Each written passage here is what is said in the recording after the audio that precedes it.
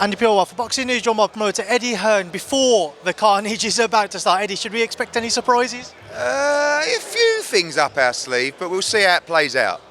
I think, to be honest, Andy, kind of at this stage, Eubank's making, I'm sure he'll do his normal arrogance, but, you know, hopefully he lets me speak. If he doesn't, we've got a few little plans, but I think on the whole, let's get these two faced off. Let's get them maybe on the pitch as well, and let's get ready for a memorable night on Saturday, a huge night on Saturday. Great undercard as well, enjoyed that presser. Some really good 50-50 fights out there. Just with the main event, what have you made of Conor's mentality and his attitude for the week? Honestly, so ready. Like, we took him out to the pitch earlier. Don't get me wrong, he's nervous, he's excited, but he's so ready for this moment.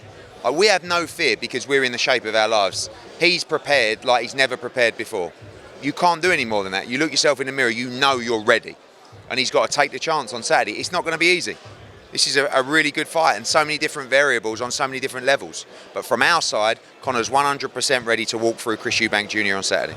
Surprised, Eddie, to hear that it's going to be an 18-foot ring. Why do you drop on that conclusion? Same as the first fight. We all agreed on an 18-foot ring. I think it suits us. Eubank liked the idea as well. Let's give the fans a great fight. Let's give them a war. No moving around, stand in the middle of the ring and let's have it. I'm sure you're probably fed up with talking about weights and what have you, Eddie, but we did see a photo from the media day of Junior where it seems again maybe looked like it was a tough cut for him.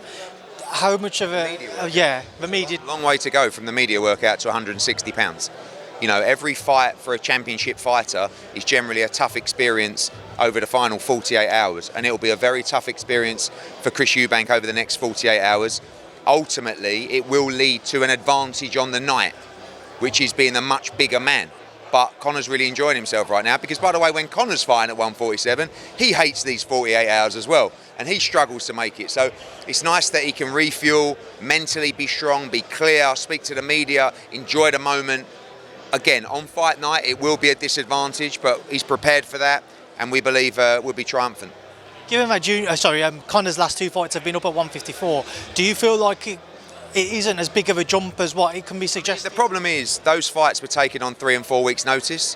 So the reason it was at 154 was he just was not going to make 147 in the camp for time. There is an argument to say after he performs at 160, maybe he doesn't go back to 47. I think he probably will, but he looks sensational. You know, his body is filling out. You know, he's in his absolute physical prime. He's sparring with Skull, Saras, Bentley, light heavyweights as well, and he's more than handling himself in those spars.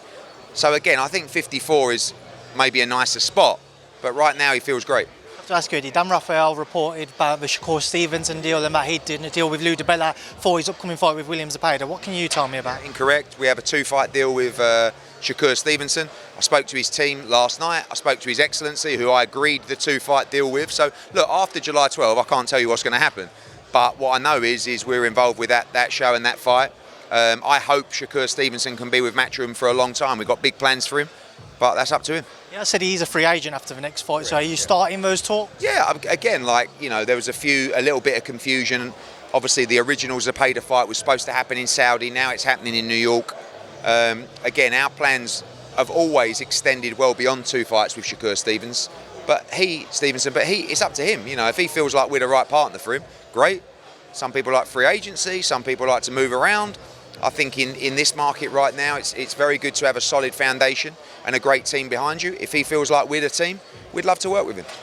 Just want to quickly get your thoughts as well, Eddie. There's been a lot of reports recently about you're in the middle of maybe selling Matchroom. Can you tell me anything? Is there anything on that? No, I mean, it was well documented. We did a deal recently with Pitch International, which was a minority investment in Matchroom. We have multiple people wanting to buy and acquire further stakes in the business and to buy the company.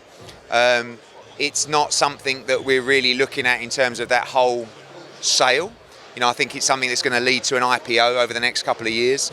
It's a family business, but we also realise we've reached a size that we never dreamed of, and to make that next jump to, you know, we are a global powerhouse, but I'm talking about kind of Endeavour levels and, you know, WWE levels. Sometimes you make these kind of investment moves, and we've done that already with a minority share. There's people that want to acquire a bigger percentage of Matchroom, so watch this space and see what happens. Really appreciate your time. Thank you. Cheers.